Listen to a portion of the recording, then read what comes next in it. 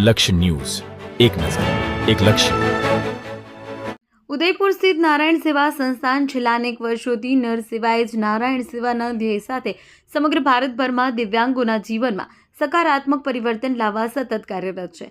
આ સેવા યાત્રાના ભાગરૂપે ઊંઝા તાલુકાના ભુણાવ ગામે મશિયા મહાદેવના સાનિધ્યમાં આજે દિવ્યાંગ લાભાર્થીઓને તૈયાર થયેલા કૃત્રિમ અંગોનું વિતરણ કરવામાં આવ્યું.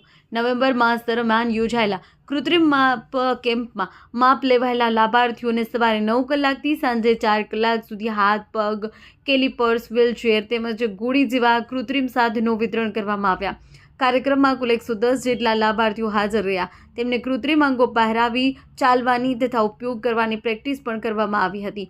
આ પ્રસંગે ભુણાવ ગામના યુવક મંડળ દ્વારા તમામ લાભાર્થીઓને સરાહનીય સેવા અને સહકાર પૂરો પાડવામાં આવ્યો હતો. કાર્યક્રમમાં ભુણાવ ગામના દાતા શ્રી TM પટેલ પરિવાર તરફથી હરેશભાઈ પટેલ, તેમની દીકરી તથા પરિવારના અન્ય સભ્યો વિશેષ રીતે હાજર રહ્યા હતા. કાર્યક્રમમાં ઊંઝા APMCના ચેરમેન દિનેશભાઈ પટેલ ઉપસ્થિત રહી નારાયણ સેવા સંસ્થાન તેમજ TM પટેલ પરિવારની માનવ સેવાની ભાવનાને ખુલ્લેઆમ પ્રશંસા કરી. ઉપરાંત નારાયણ સેવા સંસ્થાન સુરત ખાતેના ડોક્ટર અને તેમની સ્વયંસેવકોની ટીમ દ્વારા સમગ્ર આયોજન સફળ બનાવવામાં આવ્યું હતું. સંસ્થાના પ્રતિનિધિ શ્રી અચલસિંહ ભાટીએ દાતાઓનો પરિચય આપતા જણાવ્યું કે આવા સેવાભાવી દાતાઓના સહયોગથી સંસ્થા વધુને વધુ જરૂરિયાતમંદોને મદદ પહોંચાડી શકે છે.